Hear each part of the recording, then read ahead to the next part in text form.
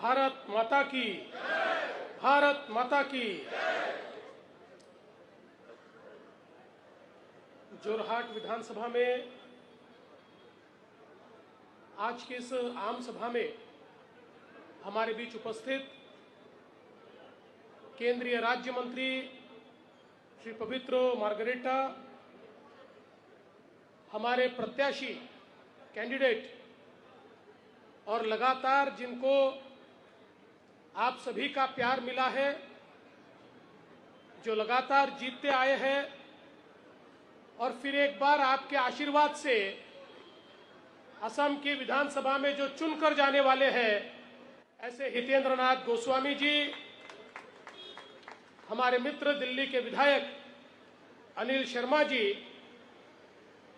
पूर्व विधायक और जिन्होंने राहुल जी के बारे में हमको सब सच बताया, ऐसे राणा गोस्वामी जी, सिद्धांकु बोरुहा जी, हमारे जिलाध्यक्ष शंतनु पुजारी जी, अभिजीत बरुआ जी, सुशील उपाध्याय जी, श्रींजित शर्मा जी, मंच पर उपस्थित सभी महानुभाव और यहाँ पर उपस्थित सभी माताएं, बहनें और बंधुओं, होकोलू के नमस्कार। असोम बाकी राय जोलोई हादोर होम्बाखोन ज्ञापन कोरिसु। क्या खबर आपुन लुक सबोर सोय आई अखोम।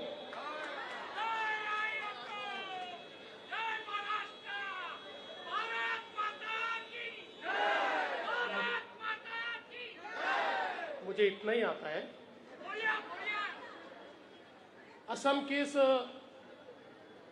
पवित्र धरती पर आकर मैं अपार आनंद की अनुभूति करता हूं। यहां केवल प्राकृतिक सौंदर्य नहीं है, तो भारत की संस्कृति, भारत की अस्मिता और भारत की सीमाओं की रक्षा, इन सब में असम ने एक बहुत अहम भूमिका निभाई है। और हम सभी जानते हैं, आदिशक्ति कामाख्या माता, इनकी ये भूमि है। मैं उनको प्रणाम करता हूं, जिन्होंने जाति पाति से उठकर हम सभी को एक साथ जोड़ने का प्रयास किया। ऐसे श्रीमंत शंकरदेव जी, इनको भी मैं नमन करता हूं। और विशेष रूप से मुगलों के आतंक से जिन्होंने हमें मुक्त किया, ऐसे महावीर सेनापति लचित बोरफुकन जी, इनको भी मैं नमन करता हूं।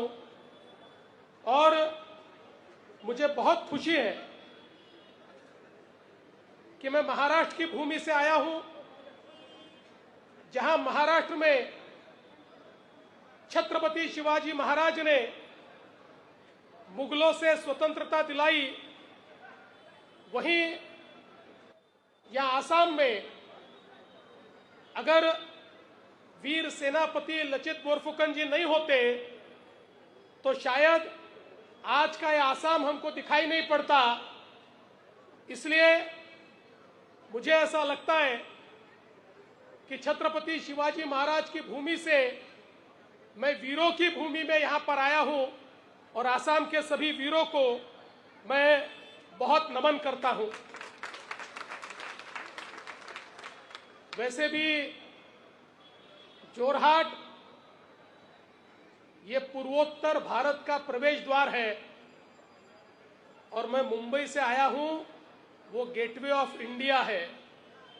और हम लोग जानते हैं कि मैं भारत की आर्थिक राजधानी से आता हूं और ये भारत की सांस्कृतिक राजधानी भी है और चाय की राजधानी भी है। इसलिए भले ही मैं पश्चिम से पूरब में आया हूं, लेकिन भाव उसी प्रकार का है और यहां पर आकर हमारे दिल की भावना भी मुझे एक जैसी नजर आती है।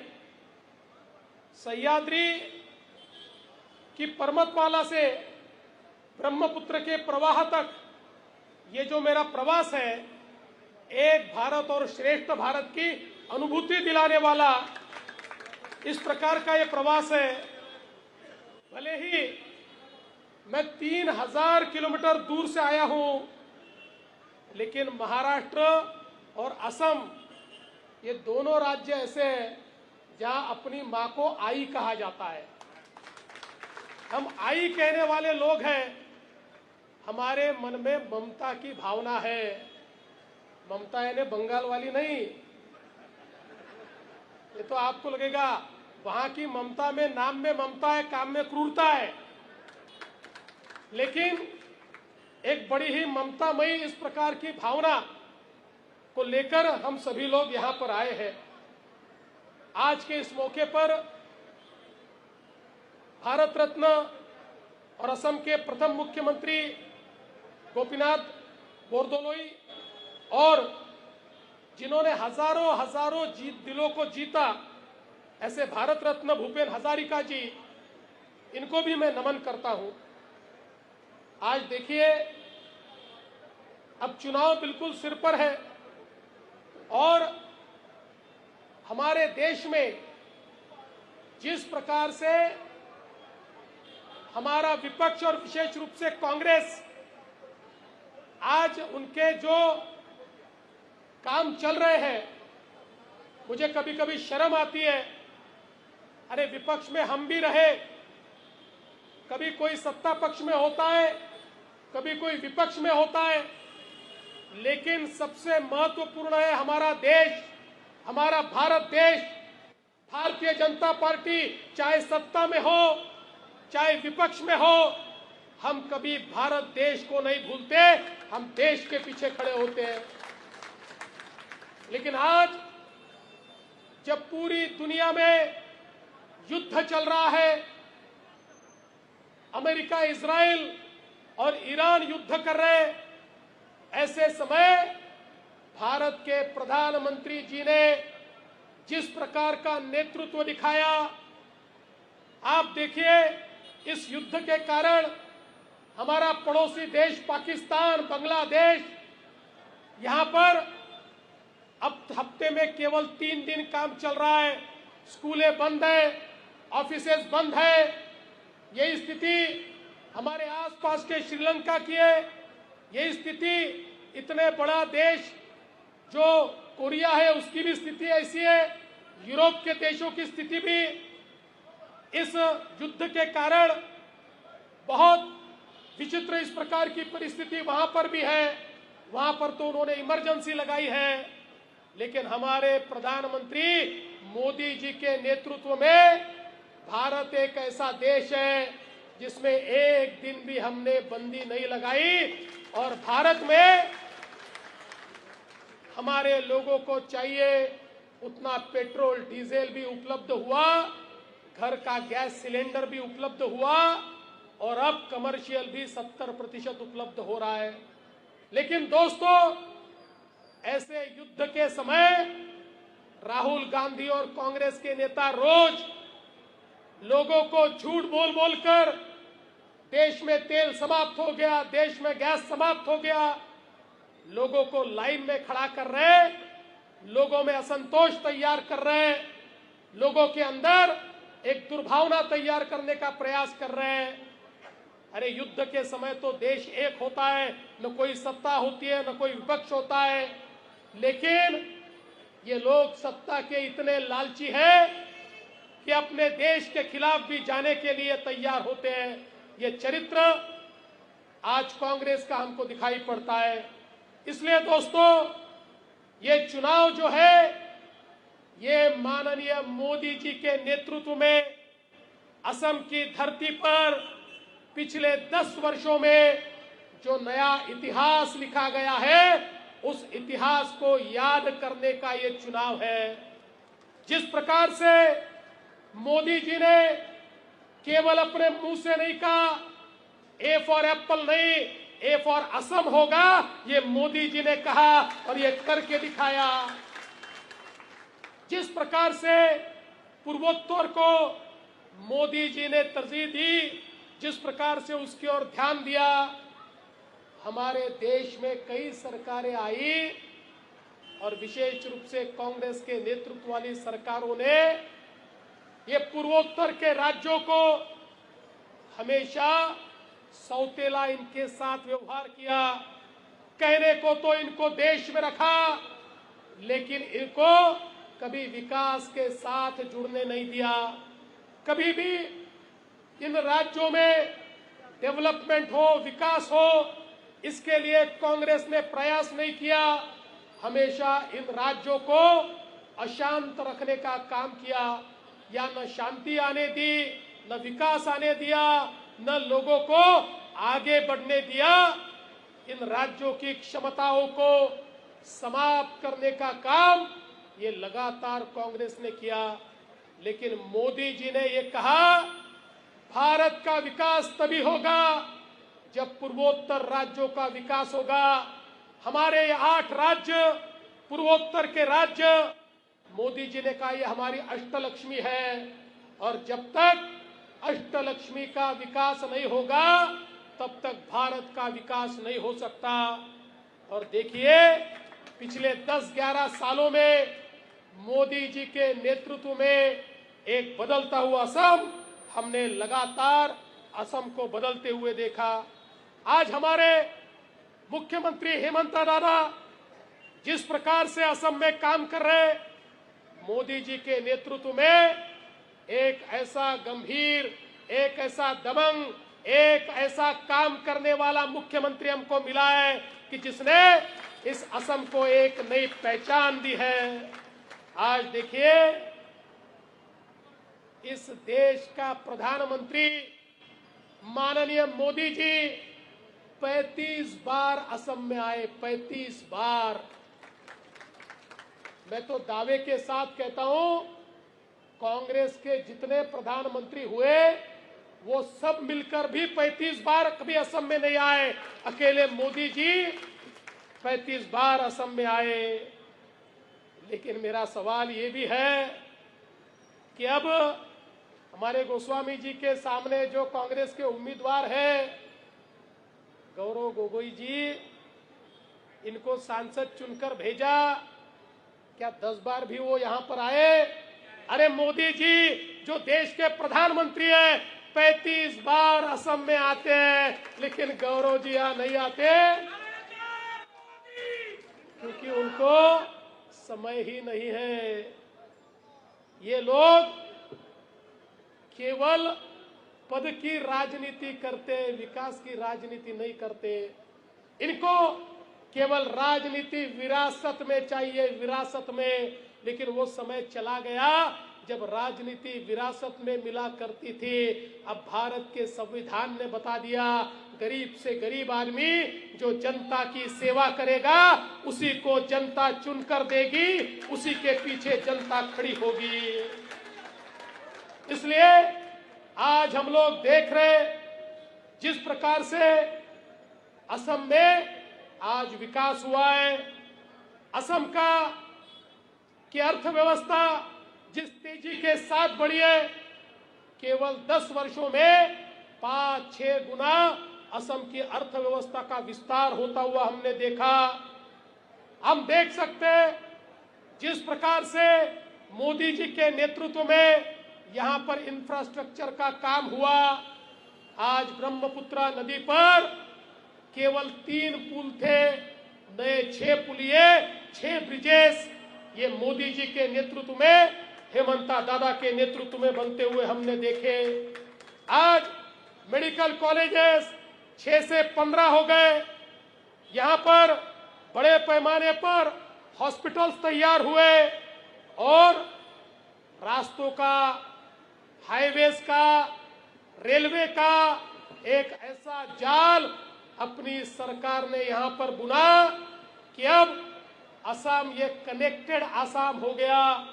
एक समय ऐसा था, लोग कहते थे असम को भारत से तोड़ना आसान है, लेकिन मोदी जी ने ऐसे जोड़ दिया, ये फेविकॉल का जोड़ है, अब इसको कोई तोड़ नहीं सकता। इस प्रकार से मोदी जी ने पूरे आसाम को जोड़ने का काम किया है। और सबसे बड़ी बात मैं आपको बताना चाहता हूं, केवल इंफ्रास्ट्रक्चर की बात नहीं है, ये तो हम लोग देख रहे, हमारे जोरहाट में भी क्या एक भी फ्लाईओवर हुआ करता था, आज 3-3 फ्लाईओवर बन रहे। एक फ्लाईओवर के नीचे हम लोग यहाँ पर खड़े और चौथे का काम चल रहा है। ये केवल मोदी जी की, बीजेपी की, हेमंत दादा की सरकार, ये सरकार ने ये इंफ्रास्ट्रक्चर का काम करके दिखाया है। लेकिन उससे भी महत्व की बात मैं आपको कहना चाहता हूं, जो शायद कई बार आम लोगों के ध्यान में नहीं आती। एक सबसे बड़ी सौगात मोदी जी ने असम को दी। आज जिस दुनिया में हम हैं, इस दुनिया को वही लोग चलाएंगे जिनके पास सेमीकंडक्टर है। हमारा ये मोबाइल फोन, ये सेमीकंडक्टर के बिना नहीं चलता, ये कैमरे सेमीकंडक्टर के बिना नहीं चलते, ये गाड़ी सेमीकंडक्टर के बिना नहीं चलती, हमारा टीवी सेमीकंडक्टर के बिना नहीं चलता। हमारे जीवन की छोटी से छोटी चीज ये सेमीकंडक्टर के बिना नहीं चलती। और दुनिया में वही देश राज करेंगे जिनके पास सेमीकंडक्टर निर्माण का यहाँ पर उनकी शक्ति है। केवल अमेरिका, चीन, कोरिया, जापान, जर्मनी ऐसे 4-5 देश थे जो सेमीकंडक्टर का निर्माण करते थे। मोदी जी ने कहा भारत में भी सेमीकंडक्टर का निर्माण होगा। लोगों को लगा भारत में कहाँ होगा, किसी को लगा गुजरात में होगा, किसी को लगा महाराष्ट्र में होगा, किसी को लगा दिल्ली में होगा। मोदी जी ने कहा नहीं, ये सेमीकंडक्टर का निर्माण असम में होगा। असम में देश की पहली सेमीकंडक्टर की फैक्ट्री ये असम में लगी। और यकीन मानिए, इसमें इतनी ताकत है, ये जब पूरी तेजी के साथ काम करेगी, अकेली सेमीकंडक्टर इंडस्ट्री 30,000 बच्चों को रोजगार देगी और ये रोजगार बढ़ता ही जाएगा। एक प्रकार से असम को आधुनिकता की ओर मोदी जी ले जा रहे हैं। इसके बाद दुनिया में सेमीकंडक्टर कहाँ बनता है, ये नक्शा तैयार होगा तो दुनिया के नक्शे में असम होगा। असम में ये बात आप सब लोगों के लिए बहुत गौरव की बात है। दोस्तों, मैं तो महाराष्ट्र से आता हूँ। महाराष्ट्र देश का सबसे बड़ा औद्योगिक राज्य है। मैं भी चाहता था मेरे यहाँ भी सेमीकंडक्टर बने, लेकिन मेरे यहाँ ATMP OSAT ही बन पाया। अभी तक मेरे यहाँ सेमीकंडक्टर नहीं बन पाया, लेकिन मोदी जी के कारण असम में सेमीकंडक्टर ये बनना शुरू हुआ है। हमारे आने वाली पीढ़ियों को एक बहुत बड़ी सौगात आज मोदी जी ने दी है। जहां एक और इनके लिए सौगात है, वहीं दूसरी ओर हमारे चाय बागान में काम करने वाले जो लोग हैं, 200 सालों से जो ये मांग करते थे कि अपनी जमीन का छोटा सा टुकड़ा उनको मिल जाए, जो दिन रात मेहनत करता था, जिसकी मेहनत से असम को दुनिया में नाम मिला, ऐसा जो हमारा मजदूर था, ऐसा जो हमारा वहाँ काम करने वाला व्यक्ति था, वो चाहता था उसको भी जमीन मिले, उसको भी मकान मिले। लेकिन मोदी जी ने वो सपना भी पूरा किया और अब असम में हमारे जो चाय बागान वाले हैं उनको भी एक प्रकार से अपनी जमीन देने का काम ये मोदी जी के माध्यम से हो रहा है।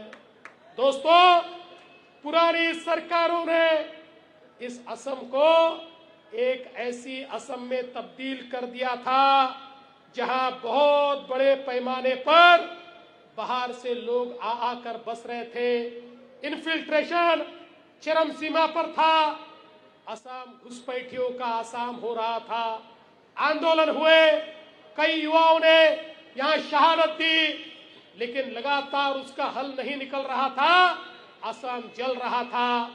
एक ऐसी परिस्थिति थी कि जिसमें अगर इस प्रकार से उसको रोका नहीं जाता तो पता नहीं असम की पूरी डेमोग्राफी बदल जाती और शायद ये असम वो असम नहीं रहता जो हम सब लोग मिलकर देख रहे हैं। लेकिन मोदी जी के नेतृत्व में, चाहे वो बोडो हो, कार्बी हो, आदिवासी हो, डीएलएफ हो, उल्फा हो, सबके साथ बातचीत करके समझौता किया गया, सबको देश की मुख्य धारा में लाया गया और असम में घुसपैठ रोकी गई। अब असम की संस्कृति को कोई रोक नहीं सकता, असम की संस्कृति को कोई बदल नहीं सकता। दोस्तों, अगर कांग्रेस की सरकार होती तो असम का एक भी जिला ये शेष नहीं होता, हर जिले की डेमोग्राफी हमको बदली हुई मिलती और ये जो हम सब लोग एक असम का इतिहास बताते हैं, ये इतिहास हम नहीं बता पाते। इसलिए मोदी जी की सरकार ये केवल विकास करने वाली सरकार नहीं है, हमारी अस्मिता, हमारी संस्कृति, हमारे संस्कार, हमारे विचार, इन सब लोगों का संवर्धन करने वाली, उसको बचाने वाली, उसका जतन करने वाली, उसको बढ़ाने वाली, इस प्रकार की हमारी ये सरकार है। और साथ साथ हमारे हेमंत दादा के नेतृत्व में 2021 के चुनाव में हमने वादा किया था 1 लाख युवाओं को नौकरी देने का, किया था ना। मुझे बताते हुए खुशी होती है, 1 लाख नहीं, 1,56,000 युवाओं को बीजेपी की हेमंत दादा की सरकार ने नौकरी दी। और पवित्र दा अभी मुझे बता रहे थे, आज ही हमारा घोषणा पत्र जारी हुआ है और अब वापिस हमारी बीजेपी की सरकार लौट कर आएगी। 1 लाख नहीं, 1.5 लाख नहीं, 2 लाख युवाओं को सरकारी नौकरी मिलेगी, वो भी बिना किसी सिफारिश के, बिना किसी पैसे के, बिना किसी चीटिंग के, बिल्कुल पारदर्शिता के साथ 2 लाख युवाओं को नौकरी देने का काम हमारे हेमंत दादा की सरकार अभी आने वाले ये 5 वर्षों में करेगी। और साथ साथ हमारे 10 लाख युवाओं को रोजगार की एक योजना सरकार बनाएगी, जिसमें रोजगार के लिए उनको जो पैसा लगता है, कर्जा लगता है, कैपिटल लगता है, वो उनको मुहैया कराने का काम ये अपनी सरकार के माध्यम से होगा। आप जानते हैं, आज अपनी सरकार ने ओडोनुदेई जैसी स्कीम लाई, 1250 रुपए हमारे बहनों के लिए, मोदी जी की लखपति दीदी स्कीम की तर्ज पर लखपति भाई देव की स्कीम, जिसमें हमारी बहनों को यहाँ पर लखपति दीदी बनाया जा रहा है और एसएचजी में काम करने वाली बहनों को 10,000 रुपए देने का काम भी इसी असम की सरकार ने किया है। मैं तो ये कहता हूँ, मेरे सारे भाइयों को कहता हूँ, आप लोग तो वोट दोगे, लेकिन मोदी जी को और हेमंत दा को सबसे ज्यादा वोट हमारी बहनें देने वाली है, हमारी बहनें। और जिसके साथ आदि शक्ति है, जिसके साथ बहनें हैं, उसको कोई रोक नहीं सकता। और मैं ये दावे के साथ कहता हूँ, आने वाले दिनों में एक बहुत बड़ी विजय हमको मिलने वाली है। इसलिए दोस्तों, मैं आपको इतना ही कहने के लिए आया हूँ, अब असम ने तो ये तय कर दिया है कि हमको फिर एक बार विकास के रास्ते पर जाना है। और आप आज का दिन लिख लीजिए, मैं आपको ये बताने के लिए आया हूं, ये चुनाव मामूली चुनाव नहीं होगा, ये चुनाव प्रचंड जीत का चुनाव होगा, प्रचंड जीत का। अब छोटी जीत नहीं होगी, एक बहुत बड़ी जीत होगी, क्योंकि मोदी जी और हेमंत दा के पीछे पूरा असम खड़ा है। और मुझे विश्वास है हमारे गोस्वामी जी जो है एक ऐसे व्यक्ति है, सामान्य लोगों में काम करने वाले, आपके लिए 24 घंटा खड़े, इस प्रकार के ये नेता, और आपने इन पर बार बार विश्वास दिखाया है। अरे भाई, जो लोकसभा में गए हैं उनको लोकसभा में काम करने दीजिए, यहाँ आकर वो क्या करेंगे?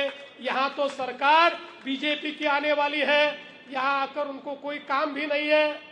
इसलिए उनको लोकसभा में ही रहने दीजिए और अपने खुद के नेता, अपने ट्रस्टेड नेता, अपने बीच के नेता को फिर एक बार रिकॉर्ड वोटों से विधानसभा में भेजिए और बीजेपी की सरकार लाइए। इतना ही निवेदन करता हूं और अपने शब्दों को विराम देता हूं। धन्यवाद। जय हिंद, जय असम, जय भारत।